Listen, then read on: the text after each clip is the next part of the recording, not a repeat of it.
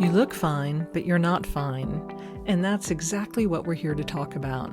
Welcome to Fine, But Not Fine, the podcast about navigating rare disease, healthcare battles, and the messy reality of chronic illness. I'm Kelly Paul, and I've been living with Mycosis Fungoides since 2015. This is a space for real talk, real experiences, and practical advice. Because surviving is one thing, but figuring out how to actually live, that's the hard part. Something showed up on my lower eyelid practically overnight. It was itchy and red and raised and scaly. And the reality is it could have been almost anything. And that's the part I want to talk about today. Not what it turned out to be, I'll tell you that when we'll get there. But the part in between, the part where you don't know yet. I have Mycosis fungoides. It is a cutaneous T-cell lymphoma. It is rare, it is incurable, and it pretty much lives on my skin, which means my skin is not just my skin. It's this thing that we monitor, and by we, I mean me, medical professionals, family. It's where my disease is most likely to show up. So when something new appears on my skin, I generally can't do what most people do. Most people find a new spot and they wait. They put something on it, they forget about it, and usually they're right to do that. I don't have the opportunity to assume that it's nothing. But, and this is a part that surprises people, I also don't get to assume it is something. I can't look at a red patch and go, well, that's the lymphoma, because sometimes it's not. It might be eczema, it might be contact dermatitis, it could be a fungus, right? Sometimes it is actually the same boring dermatology type thing that happens to everybody else in the world. Having Mycosis fungoides doesn't make me immune to normal skin problems. It just makes every normal skin problem a question. And answering that question takes a process, and that process is what this episode is about. So the spot. It appeared right after my April visit with my CTCL specialist, my cutaneous T-cell lymphoma specialist, which falls into the category, of course it appeared right after that. My regular dermatologist and I joked it must have been because a resident was present, and we always have to blame the resident for everything that goes wrong, right? So anyway, first move, we try the normal things, right? I know I can't just put any steroid on my face. Skin there is very thin, especially around the eye.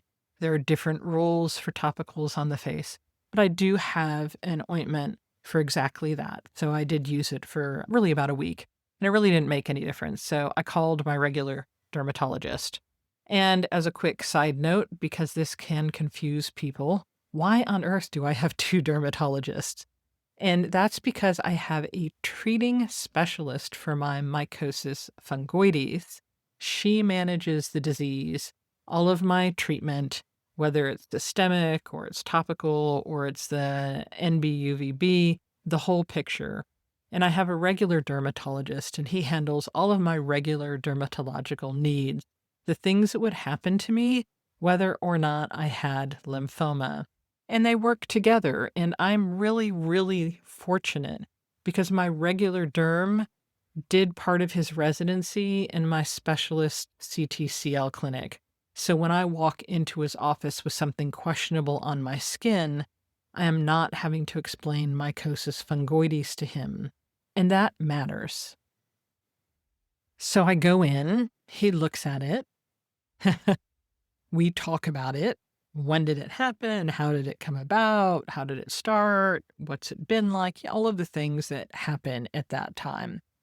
And as we get through talking about that, he ends up with an approach, which is the right one.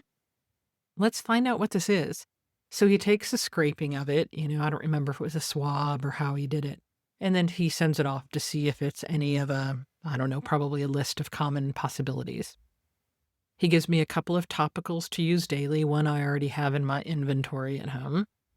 And the logic there is throw the most likely treatments at it first. If it responds, great. It was one of the common things, and we're done. If it doesn't respond, that tells us something too. And we talk about what happens depending on what comes back from the scraping, or if it gets worse or doesn't go away, that potentially a biopsy would be on the table to give it a few weeks and come back. So I followed the instructions, right? The scraping came back as pretty much inconclusive. Nothing came back as, yes, this is what it is. I'm doing my thing every day. I have a lot of travel actually at this time. I was in Arizona and in Michigan, and it doesn't go away, right? It doesn't necessarily get worse, but it doesn't go away. So I hit the 4 weeks because I was supposed to come back in 3, and I realized, oh, I was supposed to go back a week ago. And, it looks exactly the same, so I call the dermatologist and get back into the office. So at the return visit, what happens is his nurse, who is genuinely great, we all look at it, and all 3 of us agree it looks absolutely no different than it did 4 weeks ago. It is not any better. It is not any worse. It is pretty much exactly the same. And then we do the thing where we go through everything. How active is my disease right now? What's it been doing the last several months? What medications am I on? What's my patch and plaque history? What we're trying currently and what we're hoping it does? What my specialist said we might have to consider if the current treatment isn't handling my active disease. It's all of that background, and it's all really important. And we discussed it the first time, but now it's a little bit deeper discussion. And at the end of it, the conclusion is we need to biopsy the eyelid because it's not going away. And because I do have mycosis fungoides, and because of where it is, it's a really sensitive location.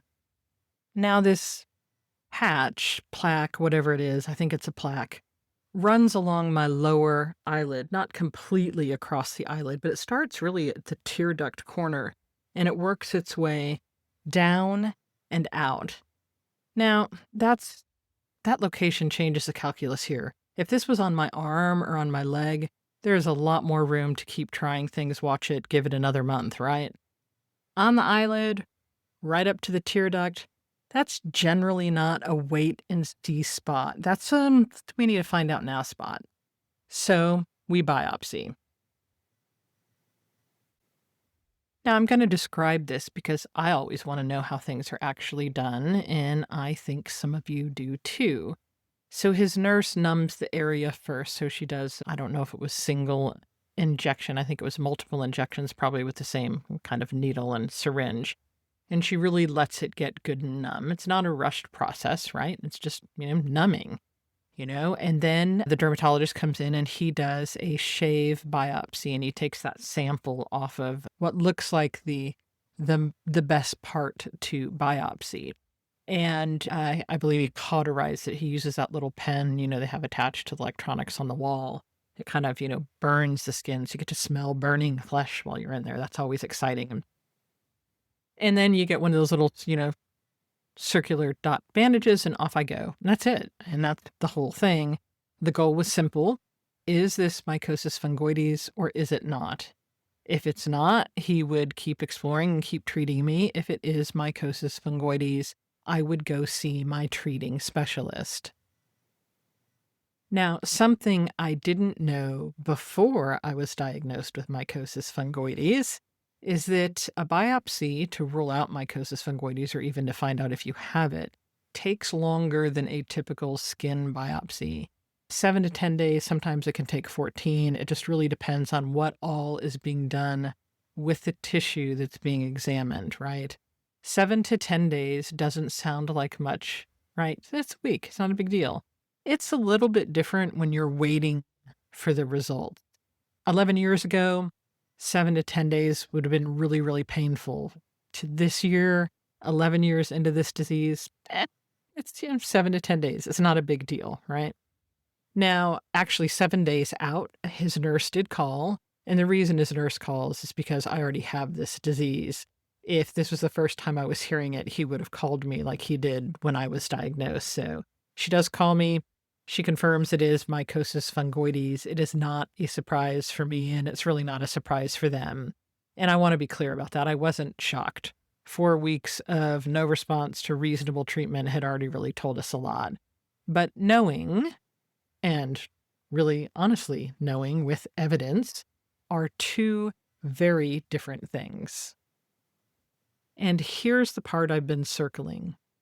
This is absolutely the first time I have had a spot, a patch, a plaque on my face. And I want to say two things that are both true. The first is this is not doom and gloom. It does not mean my disease is suddenly advancing. My mycosis fungoides has been active pretty much most of the time I've had it. That is not new. This is a new location. It is not a new trajectory. Now, the second thing is that I don't love it. And not that I love it anywhere. But I really do not want to have patches and plaques on my face. And I can't imagine that anybody does. And I haven't freaked out, but I am more self-conscious of it than I expected that I would be.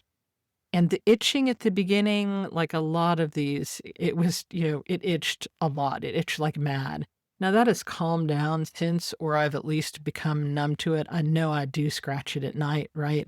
It hasn't gone away. It hasn't gotten worse. It's just kind of sitting there on my eyelid. And then occasionally I feel a great need to run my fingernails over it and scratch it. So I'm not going to spend 10 minutes on this because that's not where I am with it. But I don't want to skip past it and pretend the location doesn't register differently than my arm would. It does. Again, both things are true. I'm fine, but I also notice. So now, obviously, I need to see my specialist, right? I message her through my chart because she is at Duke, and I send her a copy of the pathology report from my regular dermatologist. She gets the dermatology report, the pathologist report from my dermatologist, and she says she wants to get the actual biopsy from the lab. So not the report, the actual tissue, the slide. And this is a first for me. In the past, my regular derm just treated things until I needed more specialized knowledge. I've never had a biopsy done on his side and then carried it over to her side for treatment. And I just want to flag this for you because I think it's a really useful thing in this story. Your specialist may want the physical slides, not just the PDF summary. An expert review of the actual tissue is a real thing, especially for disease like this one, where the reading is genuinely difficult. So if you have a rare condition and you're getting biopsies done outside your specialist system, that is a question you can ask, right? Does my specialist want the slides? Most patients could not answer that question unless they've been through it before. One thing she did do was she did prep me that depending on how everything looks, the tissue, the placement, how it's affecting me, radiation may actually be the best path forward. And this isn't the first time we've discussed radiation. It's come up before for some really persistent patches and plaques. We've just never done it. My actual experience with radiation is basically non-existent. My understanding is it is really, really effective for mycosis fungoides. And I'll admit something, right? I'm sure I'm not alone here. I've been reading about how radiation to the eyelid works, and I really find it kind of fascinating. And that might sound strange. I'm potentially about to maybe have radiation next to my eye, and I'm over here reading about the technique. But I've always been interested in why medicine does things the way it does. I'm interested in how they protect the eye if you get radiation on your eyelid, right? How do they figure out the field? How do they figure out the dose? What are the mechanics of it? How do they keep your head immobile while they deliver radiation, right? All of these things. And if I end up needing it, I'm honestly curious whether my experience will match what I've been reading or not. So here's where I am right now. I'm waiting. She has the pathology report. She has requested the slides. I'm waiting on her read. Then I can get in and we can decide the course of action. And if it's radiation, no surprise here, that's going to require prior authorization. So nothing is going to move quickly here. I don't expect it to. In that timeline, right, so far the spot appeared. I waited 7 days to go in, did 4 more weeks of topicals. I had another return visit with a biopsy, and then another week for that pathology to come in. Message to the specialist, waiting on her review. We're months into answering one question about one spot on an eyelid, and I don't have a treatment plan. And to hear that again, I want you to hear it, but differently, because, that's a good version. I called my dermatologist for priority visit and got in fast, twice. Anything near the eye on a patient with mycosis fungoides is a priority in his office, and he has the flexibility to make that happen. And that dermatologist trained in my specialist clinic on CTCL.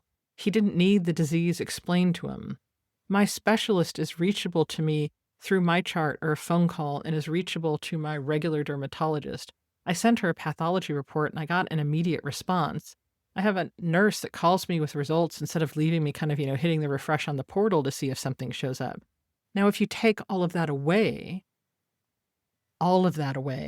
imagine somebody else notices the same kind of spot and their dermatologist has a 6-week wait for a new patient. So they wait, they get the topicals, they come back, they're another 6 weeks out, they get the biopsy.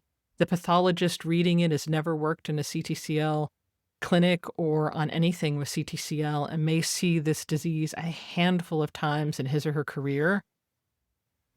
Patient doesn't have a specialist yet. They have to be referred. That's another wait. Their eyelid patch is 6, 8, 10 months old before anyone even has a plan. Same spot, same disease, completely different amount of time spent not knowing. The 3 months this took me is what it looks like when the system works. That should tell you something about what it looks like when it doesn't. One more thing, and I'll wrap this up. I do think this is worth mentioning. I have had a lot of issues with high AST and ALT liver numbers with different treatments. But my blood work for the past 2 months has been stellar. No elevated AST, no elevated ALT. My cholesterol is well within the normal range. So 2 years of consistent exercise, a little bit of weight loss, a really different systemic medication, and my body is responding positively to all of that. So in the same 2 months, this body did both of those things.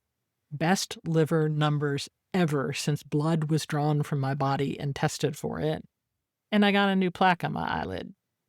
Now, I'm not going to tie that in a bow because there isn't one. That's just what living with this disease actually looks like.